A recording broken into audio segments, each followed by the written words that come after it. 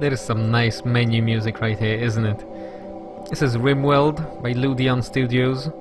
A very neat early access, still in alpha. This is Alpha 7 game by a very small developer. It's one guy with a couple of contributors. Worth mentioning, the guy who made it, sorry. This is Tynan Sylvester. And the guy very much worth mentioning is Alistair Lindsay, the author of the soundtrack. The game is really good, very atmospheric. What is Rimworld? Rimworld is a base building game, a little bit similar to Dwarf Fortress, Terraria, Prison Architect maybe.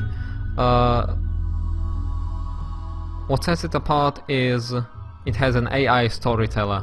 That is to say, its difficulty, its random events are not really random, they are pulled from a pool of events and encounters that the game throws at you, but it rubber bands to your development, which is nice. It makes it so your good runs, the playthroughs that you feel strongly about, will be a nice, challenging experience, but you won't encounter so much bullshit that, for example, in games like Binding of Isaac or FTL, you can have a good run and then the game just shits on you completely. There is of course a random preset for the storyteller. That's completely random. That makes it more challenging. Sure, I'm gonna go with Cassandra Classic. I like the more chilled out, smooth experience. The world is procedurally generated. You can share your seeds. It's mostly in development right now. It's not fully implemented yet. Most of the biomes are not here. I'm gonna pick Small Hills. It's the most bread and butter, middle of the ground setting. And here we have our three initial characters, our team of shipwrecked people. Let's run through them, let's see what their abilities are. Let's start with Emma Connor. Let's say it like this. She's a pretty good melee fighter, a very good cook, and what the second attribute, the fire, near our primary attribute is the level of her passion.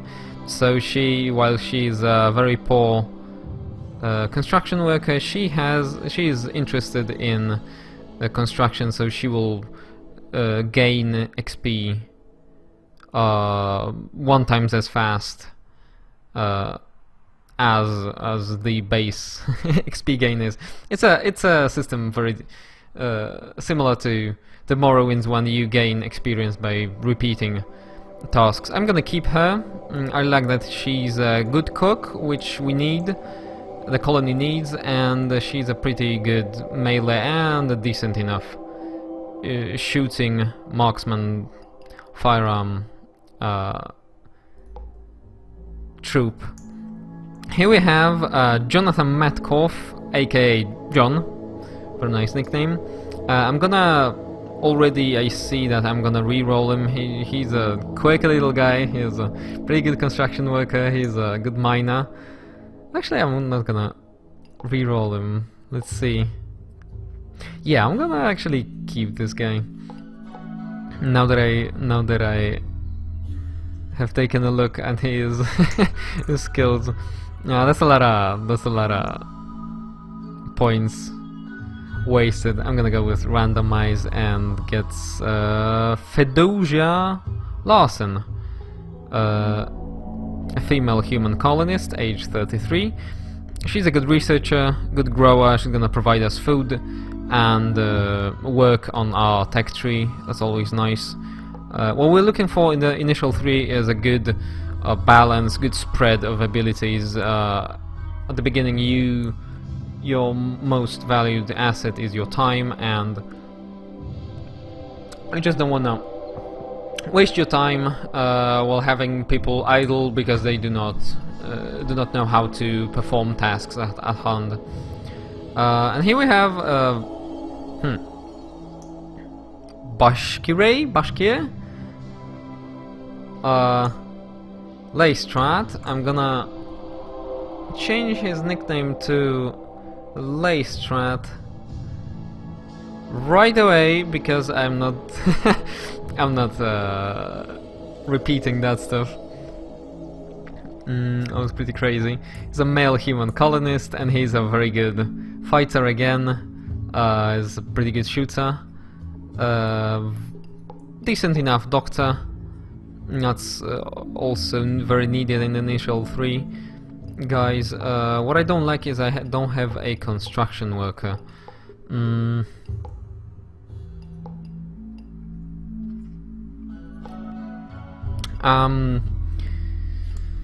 Let's see. Do I want to reroll one of my guys so I get a better construction worker? I might have skip it, but I'm not that good at this game. I don't want to end my run at the first encounter because I didn't I didn't build enough houses for my people in time.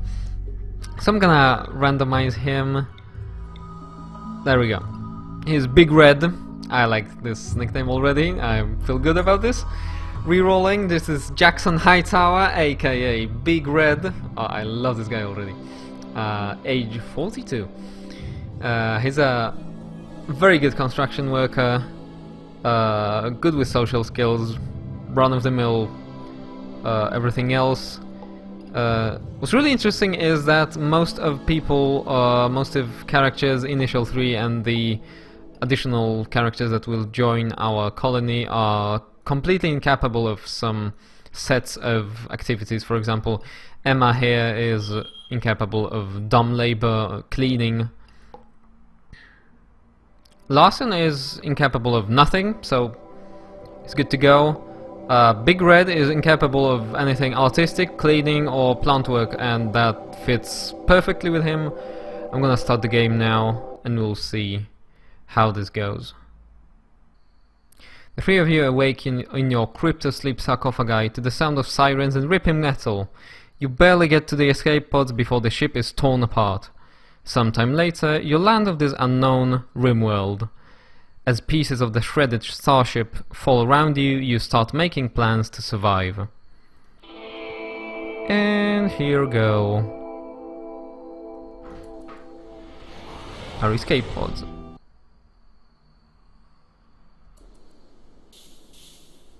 And a jump cut later, and a music track short.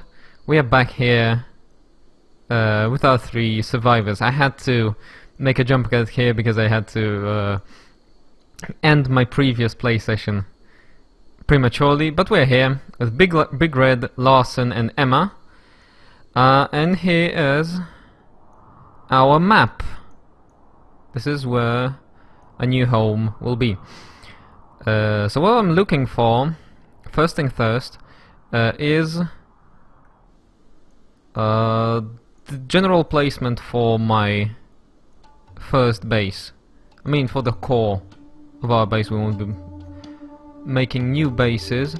What I'm looking for is, first of all, a good defensive placement.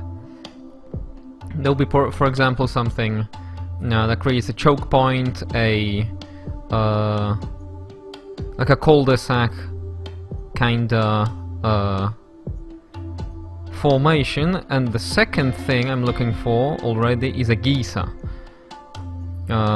Here we actually have a geyser right here. It's a steam geyser, and what we'll do, it will allow us to build a geothermal plant on it, which will provide us with energy. There's 2 ways to get energy. It's solar panel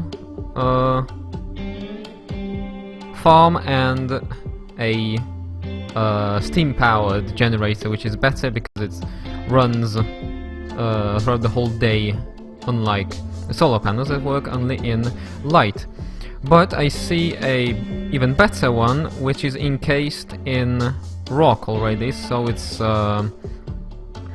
way more defensible, and of course what you should do is not let any electrical machinery stand in a room without a roof over it. So, for example, when it rains, there is always a risk of the rain short-circuiting your electrical equipment. So I'm thinking I'm gonna go here. We do not have as much as I would like in terms of choke points and defensible positions. I would much rather build here, and I actually have another geyser here, so there's also another one here, but it's wide open for any entities, NPCs, or enemies that will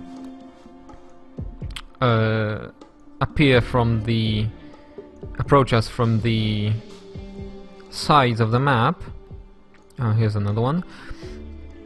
So I don't think this is a good placement. I think I'm gonna go with this placement first thing first, because, well, let's see, this one is approachable from here, which could be walled off semi-sufficiently, but it's wide open here, which I don't like that much. Now this one here is way more defensible here. We just need a little bit of walls to create a good choke point here. It also has fertile soil, which is really important for growing crops and just producing food. So all in all, I think I'm gonna establish my base here. Let me see, let me place a geothermal reactor here. Oh, I don't think you can pause a construction. First thing first, I've decided on the location. Now I need to assign weapons.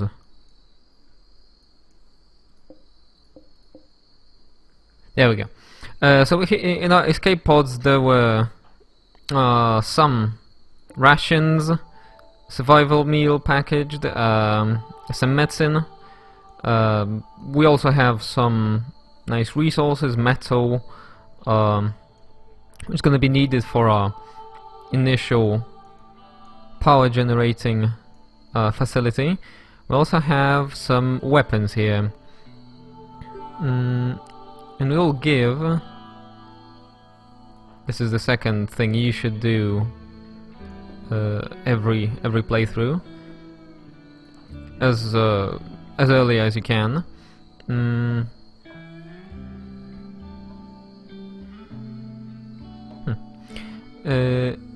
we'll give the Lee Enfield rifle to the best shooter, which will be Emma. There we go. It's pretty funny that some shipwrecked people in the far future had Lee Enfields on the board of the ship, but oh well. I guess they are collectors, or maybe historians. Let's see. There should be. That's strange. There should be more weapons here, unless they change something in this release. From what I understand, that there should be some more weapons in our survival pods, but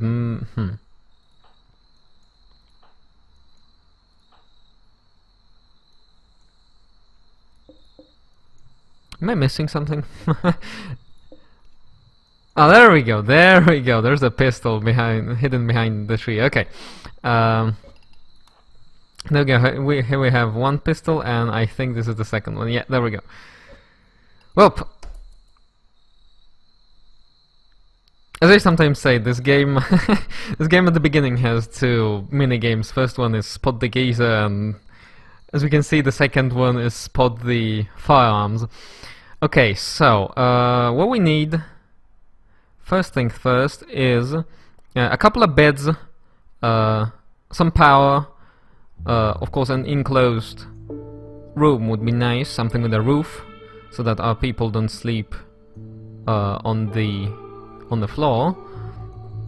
I mean, under the sky, under the weather, because that allowing your people to sleep just outside in rain really lowers their morale, and the psychology system, the morale system, is really important in this game. It's very akin to Dwarf Fortress approach, where you have those cascades of panic and misery. So I think this is a good spot for our first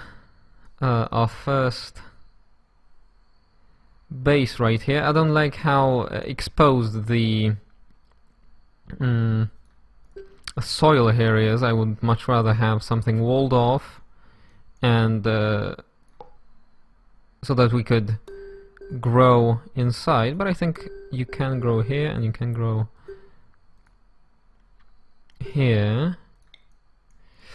Okay, so what we need is a room, a couple of sleeping places, and a stockpile, a dumping stockpile, and a growing zone. So let's see.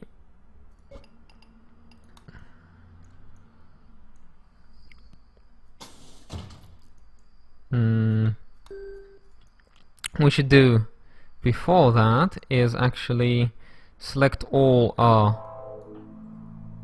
resources here.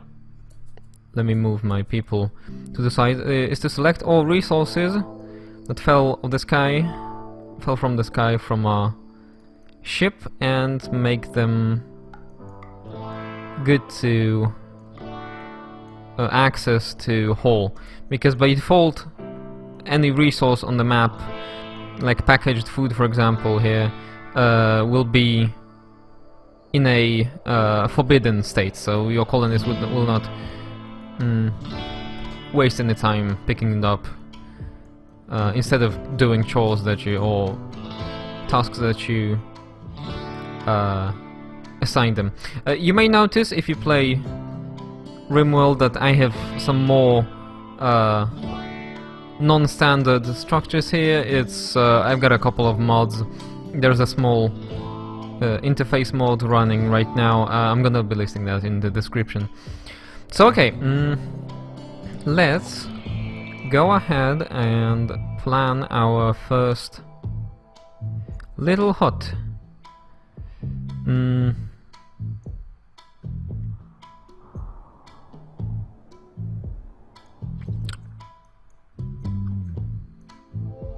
There we go. I think this will be a pretty decent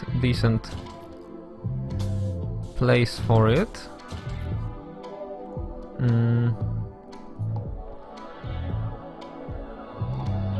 We're gonna set it to the home region, and place a wood door right here. Oh, this is an auto door. What's this? Okay, so we want a wooden door here, and we'll go ahead and assign some sleeping spots here. This is only very temporary place, because as we go along we will need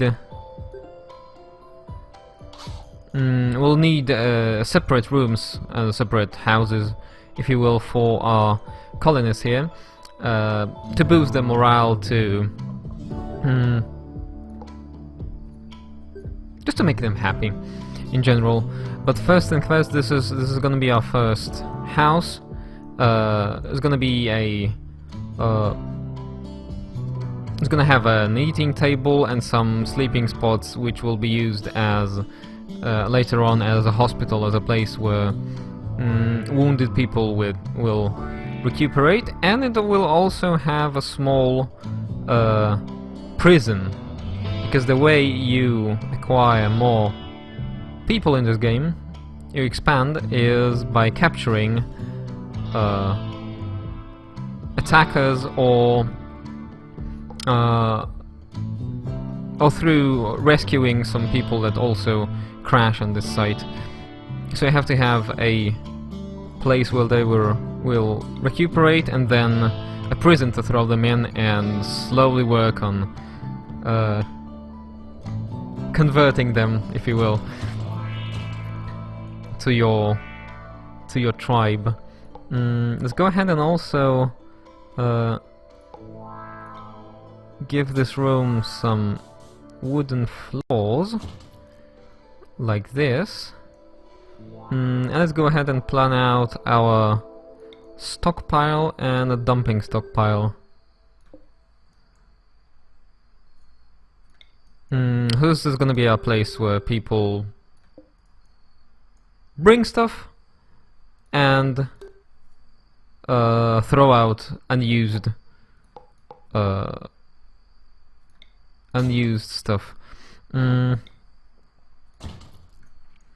What I want to avoid is to place my initial stuff on tiles where there are trees already. I want to have a quick start and do not worry about people not doing what they're supposed to do because they are waiting for another person to chop down a tree.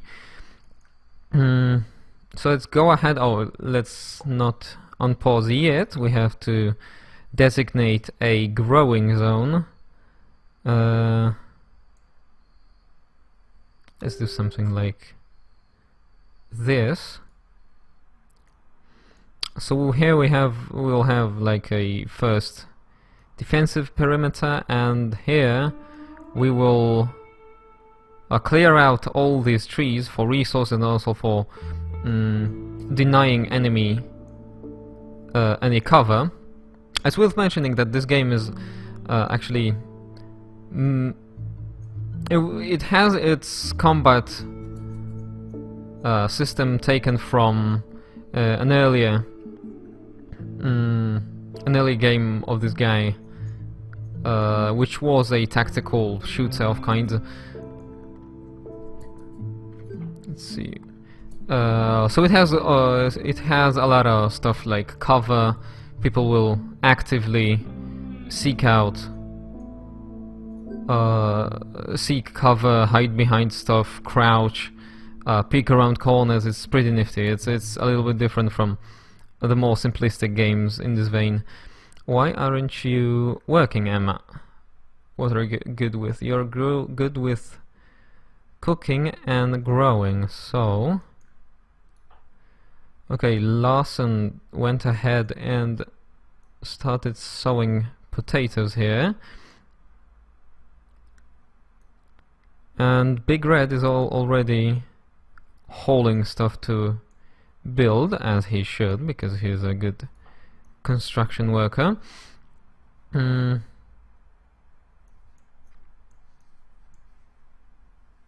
let's see. The way you adjust which people do which tasks is by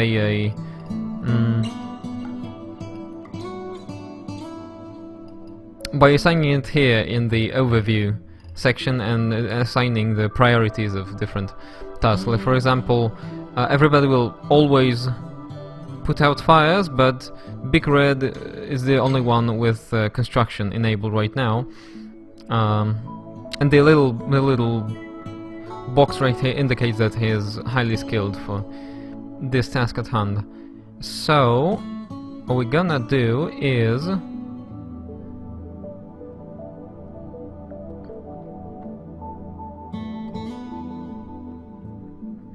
Oh, that really sucks. Our only cook, our only grower,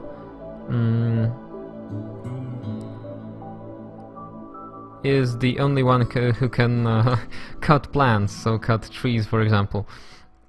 So I'm gonna go ahead and select Emma to mine. She's not very good at it, but she will work on mining this stuff here, while other people will, while Larson, our researcher and grower, will go ahead and grow some more plants.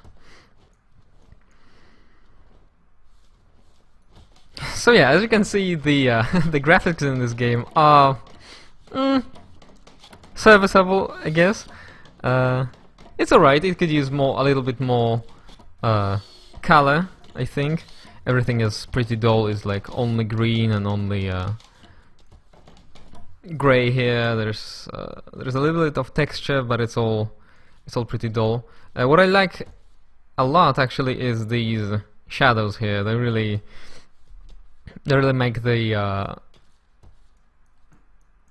they make the game look a little bit more comfy, if you will. It works.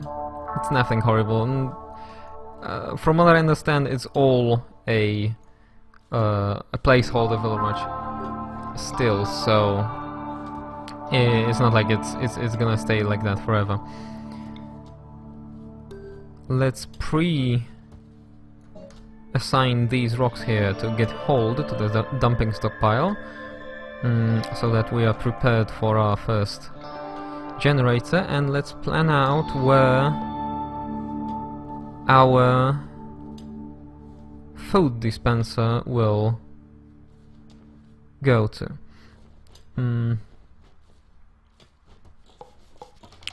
So all we need is, there we go, a nutrient paste dispenser. It's like a... Actually, I'm not gonna go with this, I'm gonna go with the cook stove here. And the butcher table. A butcher table here.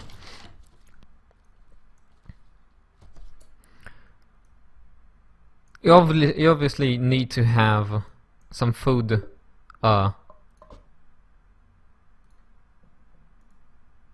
you need to have a source of food. One of it is a nutrient paste dispenser, with just you put your crops, you put your food that you farm from bushes, you put some meat that you hunt from animals, like for example this little little tiny squirrel here. But you also can have a cook stove and a butcher table to make more organic, manual, to make your food manually, if you will. Let's go ahead and assign Emma to construction also, because she's not doing much. There we go. She's gonna haul our stuff here, and pretty soon we will need Larson